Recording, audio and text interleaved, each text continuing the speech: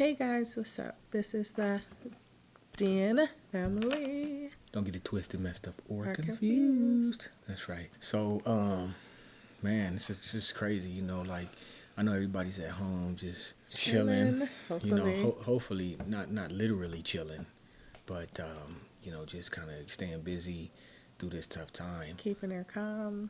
Yeah. Trying not to have anxiety. Right. Coronavirus is like causing people to become like anxious, man. Like anxiety is at its all-time high because I'm already a type of person that has these anxiety flare-ups at times. This has got to be crazy for people that really, really have. What's that? They always worry about pandemics or things happening. They constantly wash their hands. I forget what they call it, but I was watching something. Today on the news where a girl was saying that she always worries about stuff like that even when it's not happening. I forget there's something they call that, but so she's constantly washing her hands and doing all these things. So I'm thinking, dang, imagine now, like she said, even once this is all over, she'll probably be scarred emotionally, And then by us having kids too, we got 5 kids total. One young one, you just never know. Looking at the news, wondering about all this crazy crap going on, or when will it be over? My business is on hold right now. My company, I can't have clients come through and do what they do, and it's just really, really putting a damper, on the economic system. What's your thoughts on that? But that's okay. Things are going to look up. Things are going to be better. Have to have a positive mind frame. So that's all I think about. That's all I want to know is that things are going to look better. Things are already looking better, and things are going to turn out just fine. It's going to work in our best interest when all this is said and done. But it is hard, me as a mother, especially for my baby, my 1.5-year-old. I just feel like she is helpless. And I feel like as a mother, I'll be helpless too because of the type of virus it is. Upper respiratory virus. That in itself gives me anxiety thinking that if I can't breathe, nevertheless, my 1.5-year-old daughter or my 8-year-old or any of my children or my husband, that's a horrible virus to have. Yeah, absolutely. I get anxiety thinking about not being able to breathe. Like I can't watch the news right now. I don't want to really hear about things. Like just visualizing what's going on in Italy, taking dead bodies out of homes. Like it's like what's going on right now? What's happening? So I just try to think about positive things. I just see everything turning out for everyone. Things are happening for a reason. I think it's a great time for people to really sit down and reevaluate some things. And I know a lot of people don't like working their 9 to 5. So maybe it's time to really pay attention to what it is you really want. And again, I just really think that something good is going to come out of this. I hope. When people talk about a virus, I don't know if people know what it is. From what I know about viruses, it's like, if you get it, obviously it could kill you, but, to avoid getting it, you have to kind of wash your hands and do things like that, which on a regular basis, I think people would do anyways, right? Like normally. Not really. No? Germs spread. A lot of people do not wash their hands, and shame on you. Like, if you go to the restroom and you do not wash your hands, please start washing your hands. Like, don't use the restroom, flush toilets, and touch yourself, and then go out and eat and shake people's hands. And that is I agree. nasty. I mean, definitely like, don't touch yourself in the restroom. I mean, no, but obviously they probably, especially men, I guess, like, I don't know. And then women, you gotta wipe yourself, and then you just get up. There is so many people that do it. So many people. I'm in the bathroom. I see people do it all the time, and I look at them like I just want to tear them apart because they're going to touch their food. They're going to touch people, and they have no idea. So please stop being nasty and wash your freaking hands. Just please. Well, it's important now. And even though we're going through this whole epidemic thing right now, or pandemic, and people are starting to obviously somebody's washing their hands because when you go to the store, you can't find toilet paper, or soap, you can't find Lysol, you can't find disinfectant. So I hope these people are actually doing the right things with these products. Yeah, they're jumping on a bandwagon now. But anyway, I wanted to touch on, from what I hear, this particular virus, what is it? Corona virus. It's a mixture of the pneumonia and the AIDS virus, and that's why a lot of people are not surviving this particular. You said it's a mixture? Yeah. What makes you say that, though? Well, there's a story that's circulating that I read that there was a scientist or some guy, I think he was a scientist, and he was experimenting. You know how they keep the virus in tubes and different things like that? Yeah. And he mixed them together because he wanted to do this for his own angry reasons. You know, he was upset about something. So he actually put this virus out there. And that's just something I read. I don't totally think that the story is completely true. The part that this virus is in the same family as the HIV virus and the pneumonia virus, I think that that's true because of the way it attacks, you know, the way it enters the body. And from what I've seen, what it does to the body and how people are dying from this virus. Now, I don't know how he was able to put it out there unless they put it in the air. How fast it's spreading, there's no freaking way that this virus is just spreading from person to person this fast from one country to another country all the way to the United States. There's no way. Well, there's talk about, you know, and again, I'm not a conspiracy theorist, but there is talk about, you know, because I know, or we know, or some people know, for quite some time there's been like these chemtrails that they spray into the airs, right? For long periods of time. You know, if people don't know what that is, if you go Google chemtrails or look it up on YouTube, you'll see. And it's basically like some sort of government entity, I believe, that they fly through the skies and they make all these clouds and they turn, or these smoke trails or whatever, and they turn into clouds. And it's been for a long period of time. Which causes people to have allergies. Now, again, I'm not sure if they do it in the whole world, but they do it even everywhere. if they didn't do it in the world, right? The air is the air, so these clouds can travel over countries after country, you know, regardless, over a period of time.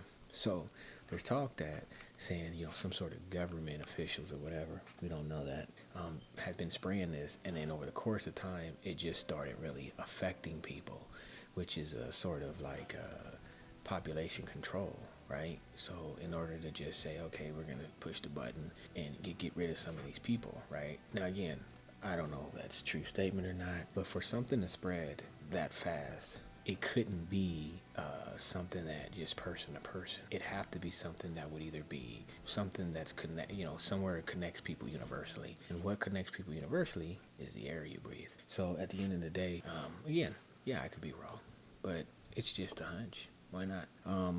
What I also know is that, take this into consideration. You know, death is very serious. One would value the life as we know it. And so when you hear numbers in those quantities, you start to wonder, be concerned. Like when we went to the store out here to try to go get food and things for our children, it was ridiculous. People are just, arguing over toilet paper and, snatching stuff off the shelves, and nothing's even happened yet. And most of all, the gun stores. Every last 15 to 16 stores that we went to, the line was down the street of your average Joe Getting buying guns or ammo to get ready for whatever's coming. So, that's scary. That is scary because going to the store, going to the gas station, anywhere, if someone's having a bad day or if they have mental issues, I don't even think they check for any of that stuff. That is scary. This is an open gun state, or what is it called? Open carry. Open carry state, and anyone can carry a gun. So it's like, to me, it's not safe. And it was scary seeing all those people at the gun store during this time getting guns and ammo. Like, everyone. It had to be half of Las Vegas. Yeah, so, if that's Las Vegas, there's people in California and all these places across the world that are strapped up and ready to go, depending on what the scenario is. I just wonder if it was the same case like it was here in Vegas. Literally, there was lines out the door, and gun stores were running out of guns, ammo, everything. It was crazy. So, such is life. Yeah. No, at the end of the day, I'm not a huge religious person, but I do believe in God, and I just want to say, obviously our condolences goes out to the people that lost their lives and their loved ones. Right. Because, people take things lightly when it's not them that things are happening to. Me, on the other hand, I'm what I consider to be, more of a realist. So, I understand reality. And actually, I like reality because, sometimes when you're living life, we get, out of wax or out of frame, and then we start thinking, man, this is great, and then boom, you get slapped in the face by reality to say, hey, wake up for a minute, you were slipping. So things can change in an instant. In an instant, from 0 to 100. One day you're here, and the next day you're gone. UGK, go listen That's to that with song. anything, and it doesn't have to be That's right. death. Like, one day you're healthy, one day you're diagnosed. Just understanding life is real, okay, and you only get one. So that's why they say, nothing is more valuable than the human life, because it just can't be replaced. Well, my condolences to all the people that have lost their life to this virus, and may their soul live on. That's how I feel. More importantly enough, too, and I think that's great that, President's doing what he's trying to do to, get people stimulus packages and help out with money and things of that nature. That's great. Most of all, America and everywhere else, not just America, but we're gonna fight this thing, and I know that we're gonna get past it, get back to the economy being great again. People like myself and like my wife here, we have small businesses that are very lucrative in today's society, and we're on hold, just like a lot of people are. We're still working, though. We're still working here at the home, and still doing the best we can. All the gyms are closed, so we created a gym in our garage. Absolutely. We get up every day with our children, and we work out. I get up, and I still go live. I talk about my small business and different things like that. I'm trying to help people get well, get healthier, and care and love themselves, like truly love themselves. So I feel like we're still working. We're doing the best we can with the situation, but I am concerned about America. I'm concerned about the people, especially the people that are not paying attention. Like, some people are using this time to drink alcohol, to smoke whatever drugs they smoke, and different things like that. And I just think people need to be paying attention right now with a clear head. And unfortunately, on social media, it shows people doing the opposite at this time.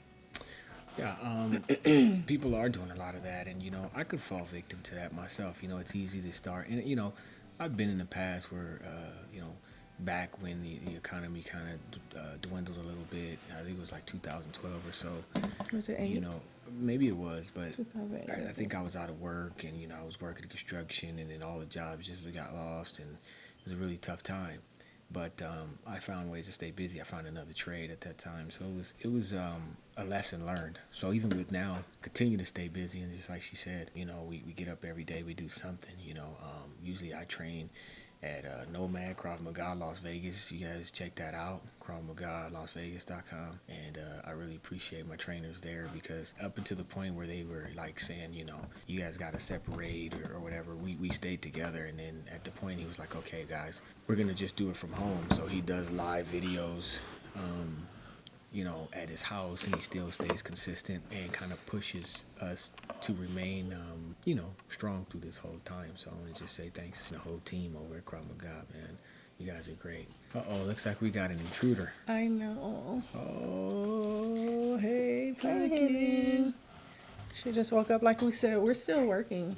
Like, we're working together as a family, and I hope you guys are doing the same and keeping a positive mind frame as best as possible. And we'll see you in the next video. That's right. We'll get with you soon, man. And again, let's stay strong through it. Let's stand united and make it through. Thanks for watching. Make sure you subscribe to the channel, the Dennfam. Comment down below. Of course, leave us some likes. Most of all, share the video. Share the video. Thanks again for watching our channel, and we out. Boom.